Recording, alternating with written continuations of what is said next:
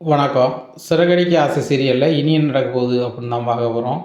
இங்கே சிட்டியும் ரோகிணியும் அந்த சத்யாவையும் மீனாவையும் முத்தியும் ஏதாவது பண்ணணும், அவங்கள கஷ்டப்படுத்தணும் அப்படின்னு போட்ட பிளானில் இங்கே ரோகிணியை மாட்டிடுறாங்க. ரோகிணியை தேடி அதிகாரிகள் வராங்க. வந்து எம்மா அவங்கள விசாரிக்கணும் அப்படிங்கிறாங்க. ஏன் சார் என்ன விசாரிக்கணும் அப்படிங்கிறாங்க.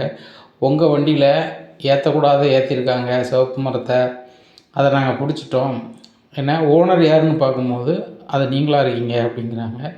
என்ன சார் சொல்கிறீங்க, எங்கள் மருமகளுக்கு வந்து லாரிலாம் இல்லை அப்படிங்கிறாங்க. இல்லை இல்லை லாரிலாம் இருக்குது, அவங்க பேரில் தான் புக் இருக்குது அப்படிங்கிறாங்க. உடனே ஒருவேளை இவங்க அப்பா இந்த ஊர்லேயும் நிறைய லாரி கம்பெனி வச்சுருப்பாரோ, அப்போ அந்த லாரி கம்பெனி எல்லாமே வந்து இந்த பொண்ணு பேரில் இருக்குமோ அப்படின்னு சொல்லிட்டு, சார் சார் சார் நீங்கள் தப்பாக புரிஞ்சுக்கிட்டே நினைக்கேன். ரோஹினியோட அப்பா மிகப்பெரிய கோடீஸ்வரர், அவங்களுக்கு ஊர் மலேசியா, ஏகப்பட்ட தொழில் பண்ணுறாரு. ரோஹிணி வந்து அவங்க அப்பாட்ட வந்து சண்டை போட்டுட்டு இங்கே வந்துட்டா, என் பையனை கட்டிக்கிட்டா. அதனால் அவங்க அப்பாவுக்கு கொஞ்சம் கோபமாக இருந்தாங்க. ரோஹிணி முதல்ல கோபமாக இருந்தாலா, அதனால் பேசலை. அதனால தான் அவங்களுக்கு சொத்து கித்துலாம் கிடைக்கல அப்படிங்கிறாங்க. ஏம்மா என்ன கதை கதையாக சொல்லிகிட்டு இருக்கீங்களா? நான் எதை கேட்குறேன், நீங்கள் எதை கேட்குறீங்க? இந்த லாரி வந்து இந்த ரோஹிணி பேரில் இருக்குது அப்படிங்கிறாங்க. உடனே மனோஜ் சொல்கிறாரு, சார் நான் 5-6 டிகிரி படிச்சிருக்கேன், நான் உங்கள்கிட்ட இங்கிலீஷ்லேயே பேசி புரிய வைக்கும் பாருங்க அப்படிங்கிறாங்க. ஐயோ வாயை முதல்ல மூடியா, இப்போ அந்த ரோகிணியை நாங்கள் விசாரிக்கணும் என்ன அப்படிங்கும்போது அண்ணாமலை கேட்குறாங்க, ஏன் எங்களுக்கு ஒன்றும் புரியலை, என்னதான் ஏன் நடக்குது அப்படிங்கிறாங்க. உடனே இப்படி பக்குவமாக கேட்டால் நாங்கள் பதில் சொல்லுவோங்க. ஏன் வந்ததுலேருந்து அவங்களே பேசிகிட்டு இருக்காங்க. ஏங்க பாருங்கள், ஆந்திராவிலேருந்து ஒரு சிவப்பு கலர் மரத்தை ஏற்றிட்டு வந்திருக்குறாங்க. அதுக்கு எந்த அனுமதியும் கிடையாது. அப்படி இருக்கும்போது வந்து நாங்கள் அதை பிடிச்சிட்டோம். அது வந்து தப்பான வகையில் தான் அதை எடுத்துகிட்டு வந்திருக்குறாங்க. அப்போது டிரைவரை பண்ணையில் டிரைவர் ஓடிட்டான். அப்படி இருக்கும்போது அதில் இருக்க ஒரே ஆள் வந்து ஓனர் தான். ஓனர் வந்து இவங்க தான் அப்படிங்கிறாங்க. ஐயா இவங்க பேரில் வண்டி எதுவும் கிடையாது அப்படிங்கிறாங்க. ஐயா அந்த புக்கு பாருங்கள் அப்படிங்கிறாங்க. புக்கில் பார்க்குறாங்க, ஓனர் ரோகிணின்னு இருக்குது. என்னம்மா உன் பேரில் இருக்க வண்டி அப்படிங்கிறாங்க. ஆஹா, அந்த சிட்டி தான் நம்ம கொடுத்து விட்டானா, இல்லை வேறு எதுவும் கதை நடக்கான்னு ஒன்றும் தெரியலையே அப்படின்னு சொல்லிட்டு உடனே, சார் சார் இது எனக்கும் இதுக்கும் சம்மந்தம் இல்லை அப்படிங்கிறாங்க. ஏம்மா அதெல்லாம் நீங்கள் எங்கே சொல்லணுமோ அங்கே சொல்லுங்கள், எங்களுக்கு ஆதாரம் கிடச்சிருச்சு. யார் அந்த வண்டியை ஓட்டினா, யார் அங்கே உங்களுக்கு எடுத்து தந்தா, எப்படி எத்தனை வருஷமாக பண்ணிகிட்ருக்கீங்க, எல்லாம் எங்களுக்கு தெரியணும். எல்லாத்தையும் இவங்க வச்சு விசாரிச்சா நல்லா இருக்காது சார், நம்ம கிளம்பலாம், கூப்பிட்டு போகலாம் அப்படிங்கிறாங்க. அப்போ ஸ்ருதி வந்து எந்த ஸ்டேஷனு என்ன வரும்னு எல்லாமே எழுதி வாங்கிக்கிறாங்க. உடனே சார் சார் கிளம்பட்டும் அப்படிங்கிறாங்க. அதில் கூப்பிட்டு போயிடுறாங்க. இங்கே ரோகிணி உள்ளே இருக்காங்க. அப்போ மனோஜுக்கு ரொம்பவே கதறாங்க. ஏம்மா ரோகிணி மேலே எந்த தப்புமே இல்லை, ரோகிணி லாரி இல்லைங்கிறா, ஒருவேளை அவங்க அப்பா வந்து உள்ளே இருந்துக்கிட்டே ஒரு லாரி பேரில் வாங்கி விட்ருப்பாரோ அப்படிங்கிறாங்க. ஆமாடா, அதுக்கு தாண்டா அதிக வாய்ப்பு இருக்குது அப்படி இப்படின்ட்டு இருக்கும்போது, சரிம்மா எப்படியாவது வெளியெடுக்கணும், ஏன்னா லாரியே எப்படின்னாலும் 15,00,000 மேலே இருக்கும். அதை நம்ம எப்படியாவது எடுத்தோம்னா அது 15,00,000 கொஞ்சம் விற்றோம்னா அது எனக்கு எதுக்காவது ஆகும். அதேமாரி எத்தனை லாரி இருக்கோ தெரில இந்தியாவில் அப்படிங்கிறாங்க. ஆமாடா ஆமாடா எப்படியாவது ரோகிணி வெளியே கொண்டு வரணும் அப்படின்னு சொல்லி சுதிமா அப்படிங்கிறாங்க. என்ன ஆண்டி அப்படிங்கிறாங்க. எப்படியாவது உங்கள் அப்பாட்ட பேசி ரோகிணியை வெளியெடுக்கணும் அப்படிங்கிறாங்க. ஆண்டி இது கதை பெரிய கதை, உடனே எடுக்க முடியாது, கொஞ்ச நாள் அவங்க உள்ளே இருந்தால் வந்தாகணும், அதான் உண்மை அப்படிங்கிறாங்க. இல்லைம்மா நீ பேசு அப்படிங்கிறாங்க. இல்லை ஆண்டி நான் வந்து இந்த ஃபங்க்ஷனில் வந்து பார்த்தீங்களே எங்கள் அப்பாவும் அம்மா எவ்வளோ கோவப்பட்டு போனாங்கன்னு சொல்லிட்டு, அங்கே என்ன தான் நடக்குது நம்ம எல்லாருமே பார்ப்போம், அதுக்கப்புறம் பேசிக்கலாம் அப்படின்னு சொன்னோன்னே, முத்து அவர் ஃப்ரெண்டையும் வர சொல்லி மனோஜ் காரில் எல்லாருமே போகிறாங்க. மனோஜ் ரொம்பவே கதறிக்கிட்டு இருக்காரு. அப்போ முத்து ரொம்பவே கடுப்புறாரு, கொஞ்சம் அமைதியாக இருடா, நம்ம எல்லாருமே அங்கே தான் போயிட்டுருக்கோம், என்ன நடக்குது ஏது நடக்குதுன்னு பார்ப்போம் அப்படின்னு சொல்லிட்டு நேராக அங்கே போகிறாங்க. அப்போது மீனாவுக்கு கால் பண்ணுறாரு ஒரு தம்பி, என்னக்கா எங்கே போயிட்டுருக்கீங்க காரில் அப்படிங்கிறாங்க. டேய் இந்த மாதிரி ரோகிணிக்கு இப்படி ஆயிடுச்சுடா அப்படிங்கிறாங்க.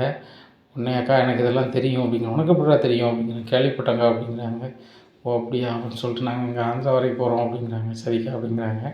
அப்போ தான் சத்யா நினைக்கிறாரு, என்ன கோர்த்துடணும்னு நினச்சி நீனும் சிட்டின்னு நினச்சிங்க, இப்போ நீங்கள் 2 பேருமே சிக்கிட்டு சின்ன பண்ணமாக போகிறீங்க, நீங்கள் மாட்டிட்டீங்க ரோகிணி, கண்டிப்பாக சிட்டி தானே நீங்கள் சொல்லி ஆகணும் அப்படின்னு சொல்லிட்டு நினைக்கிறாங்க. எப்படியா இருக்குது இந்த சூழ்நிலையில் கொண்டு போயிடுறாங்க. உங்கள் வண்டி உங்களுக்கு எப்படி வந்துச்சு ஏது வந்துச்சு அப்படிங்கிறது. சார் எனக்கு ஒன்றும் தெரியாது, எனக்கு வந்து சிட்டி மேலே தான் சார் சந்தேகமாக இருக்குது அப்படிங்கிறாங்க. சிட்டி மேலே சந்தேகமாக இருக்கா அப்படிங்கும்போது, ஆமாம் சார் சிட்டி எனக்கு ஃப்ரெண்டு தான், ஒரு வகையில் நான் உங்கள்கிட்ட வட்டிக்கு வாங்கியிருக்கேன். அப்படி இருக்கும்போது எங்கள் வீட்டில் முத்து மீனான்னு சொல்லிட்டு இருக்கிறாங்க, அவங்க என்னை ரொம்பவே கடுப்பை கிளப்பிட்டுருப்பாங்க. கடுப்பை கிளப்பிட்டு இருக்கும்போது அவங்க குடும்பத்தை ஏதாவது வகையில் குடைஞ்சா சரி வந்துடும் நினச்சேன், அவன் தான் பண்ணியிருப்பான்னு நினைக்கிறேன் அப்படிங்கிறாங்க. இங்கே சிட்டியை வந்து லோக்கல் போலீஸ்ட்டு சொல்லி வர சொல்கிறாங்க. உடனே சார் நான் எல்லாத்தையும் சொல்லிடுறேன், இந்த பிரச்சனைக்கு எல்லாத்தையுமே காரணம் ரோகிணி தான், எனக்கு அதுக்கும் சம்மந்தம் இல்லை, என் பேரில் லாரி வாங்கணும் இந்த மாதிரி தொழில் பண்ணணுன்னாங்க, லாரி நான் வந்து அவங்க பேரில் வாங்கி கொடுத்துட்டேன் அப்படின்னு சொல்லி அவர் வந்து எஸ் ஆகிருந்தார். உடனே மறுபடியும் இந்த ஃபோனில் சொல்கிறாங்க, ரோகிணி நீங்கள் உங்களை தப்பிக்கிறதுக்கு சம்மந்தம் இல்லாதவர் சொல்கிறீங்க, அவர் இப்போ நான் திருந்தி வாழ்கிறேன்னு சொல்கிறாரு அப்படிங்கிறாங்க. சார் எனக்கு அதுக்கும் சம்மந்தம் இல்லை சார் அப்படிங்கிறாங்கம்மா, வண்டி வம்பரில் தான் இருக்குது, இதுக்கு மேலே நீ சொல்கிறது போய் நம்புது மாதிரி இல்லை அப்படின்னு சொல்லிட்டு இருக்கும்போது வீட்டிலேருந்து எல்லாருமே வந்துடுறாங்க.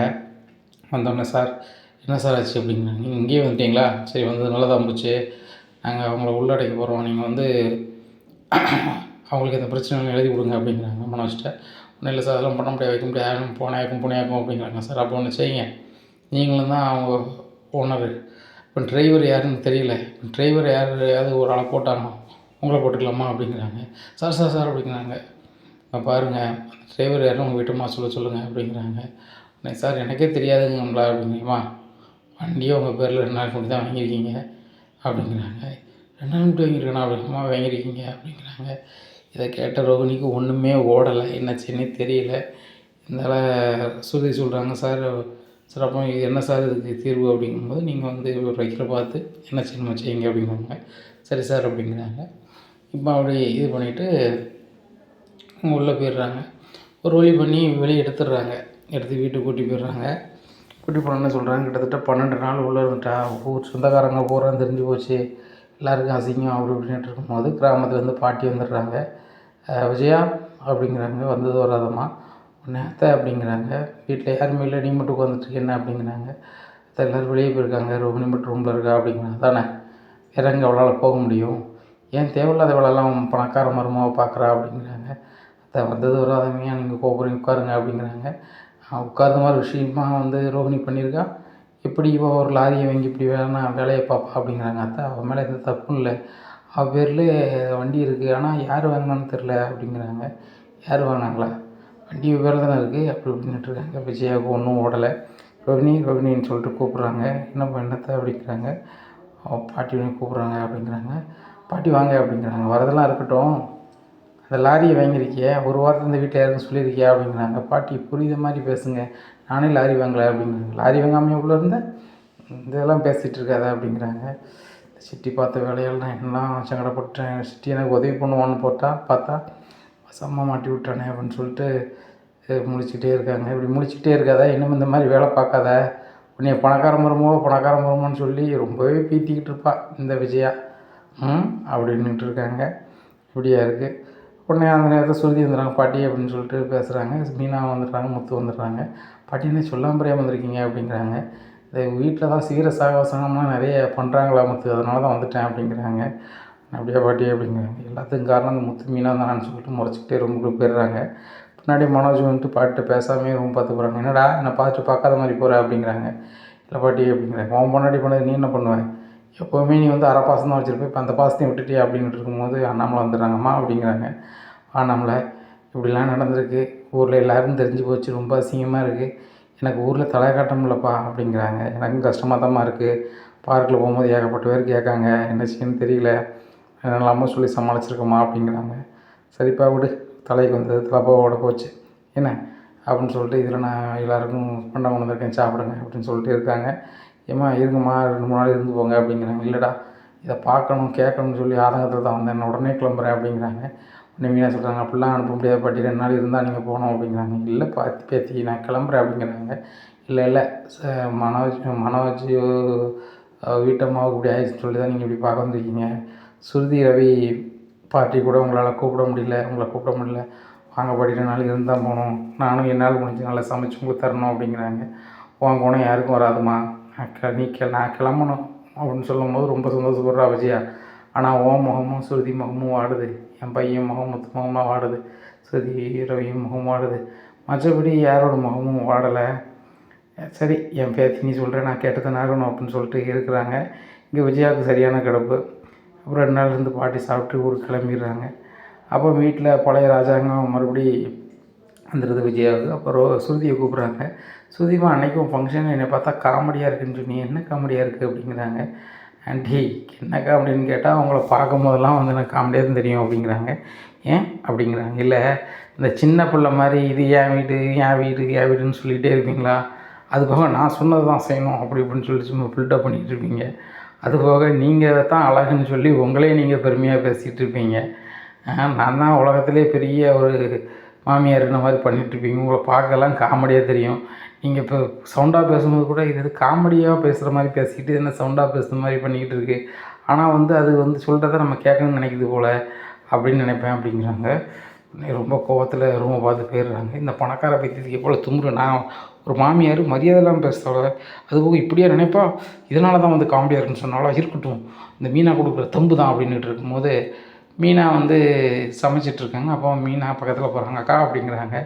ஏன் மீனான்னு தானே கூப்பிடுவீங்க அப்படிங்கிறாங்க. இல்லை என் கூட பிறந்த அக்காவாக உங்களை நினைக்கிறேன், அப்புறம் அக்கான்னு கூப்பிட்டா தான் நல்லாயிருக்கும் அப்படின்னு சொல்லும்போது, அக்கா எனக்கு சின்ன சின்ன சமையலாக சொல்லித்தாங்கக்கா அப்படிங்கிறாங்க. ஏன் அப்படிங்கிறாங்க. இல்லை நான் முன்னாடி நினச்சேன் ரவியே நல்லா சமைக்கிறாரு, நம்ம எதுக்கு சமைக்க கற்றுக்கணும் அப்படின்னு நான் நினச்சேன். ஆனால் ரவி வந்து ஒரு சின்ன சின்ன விஷயத்தை கூட எனக்காக பார்த்து பார்த்து செய்கிறான். நானும் அவனுக்கு ஏதாவது ஒன்று சிறப்பாக சமைச்சு கொடுக்குன்னு நினைக்கிறேங்க்கா அப்படிங்கிறாங்க. இல்லை ஸ்ருதி நான் இருக்கட்டும், நான் இன்னொரு நாள் சொல்லித்தரேன், எல்லோரும் சாப்பிட்ணும்ல அப்படிங்கிறக்கா.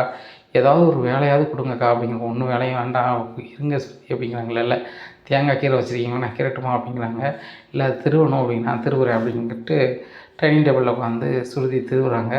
திருவிட்டு இருக்கும்போது சுருதியை பார்க்குறாங்க. விஜயா பார்த்தோன்னே சரியான கடுப்பாகுது. என்ன நீ மீனா சொல்ல கேட்டுக்கிட்டே ஆடிக்கிட்டு இருக்க, தேங்காய் திருவிக்கிட்டு இருக்க அப்படிங்கிறாங்க. ஏன் தேங்காய் தானே திருவிக்கிட்டு இருக்கேன், உங்களை திருவலையே அப்படிங்கிறாங்க. என்ன வாய் நீளுது அப்படிங்கிறாங்க. ஆண்டி வாயெல்லாம் நீளலை, வாய் கட்டையாக தான் இருக்குது அப்படிங்கிறாங்க. எல்லாம் அந்த மீனா கொடுக்குற திமிரு தான் அப்படிங்கிறான். ஆமாம் மீனாக்கா கொடுக்குற திமிரு தான் அப்படின்னு பதில் பேசுகிறாங்க. இதை பார்த்துட்டு இருந்த ரவி என்ன சுற்றி என்னாச்சு அப்படிங்கிறாங்க. உங்கள் அம்மாவுக்கு நானும் மீனாக்காவை பேசுறதுன்னு பிடிக்கல, உங்கள் அம்மா சொல்லலாம் கேட்கணுன்னு அவசியம் எனக்கு இல்லை, எனக்கே எங்கள் அக்காட்ட பேசணும்னு தோணுச்சுன்னா நான் பேசுவேன், அது யார் என்ன சொன்னாலும் அப்படிங்கிறாங்க. நீ பேசுகிறதுக்கு யாரும் தடை சொல்ல மாட்டாங்க, நீ உன் பாட்டில் பேசு அப்படிங்கிறாங்க ரவி. என் புருஷனை அனுமதி கொடுத்தாங்க ஆண்டி, நீங்கள் அனுமதி கொடுக்கணும் அவசியம் இல்லை அப்படிங்கிறாங்க. இதை கேட்ட விஜயா ரொம்பவே கடுப்பில் இருக்காங்க. இனி என்ன நடக்கும் இந்த விஜயா வீட்டில் அப்படிங்கிறத பொறுத்திருந்து பார்க்கலாம். நம்ம சேனலை நீங்கள் மறக்காமல் லைக் அண்ட் சப்ஸ்கிரைப் பண்ணுங்கள். நன்றி, வணக்கம்.